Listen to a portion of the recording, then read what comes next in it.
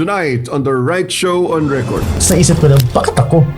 Okay, negosyante ako, oo. Yeah. Pero gusto ko ipakita yung taong tumulong sa akin, bakit ako dito. Naisip ko na parang, teka, bakit hindi natin subukan dito? Bakit parang lahat nasa ibang market na? Bakit lahat parang nasa into technologies? Bakit hindi nila naiisip na itong agriculture natin is parang ito yung isa sa pinaka-strength ng Pilipinas? Yes. Ito yung parang kung ano ba talaga tayo as Filipino. Bigyan natin ng opportunity pa yung mga farmers natin na ipakita nila yung kung ano ba talaga yung meron din sila. Kasi ang daming storya ng mga magsasaka sa Mindanao ay hindi pa nabibigyan ng tamang platforms. I'll make sure kasi talaga na sa produkto namin na yung qualities andyan.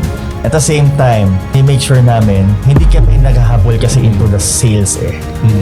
Ang gusto namin yung mga customer namin, babalik-balikan kami. In Cacao de Davao, enough na yung ma-recognize kami ng LGU namin. Enough na ma-recognize kami ng mga tao. Kasi alam namin na dito, dinadala namin sa storya ng mga Pilipino. Ayun yung gusto kong maka-recognize nito. Yung mga tao na behind the scene na nagtrabaho araw-araw. Welcome to The Right Show on Record, Mr. Ethan Kyle Lim.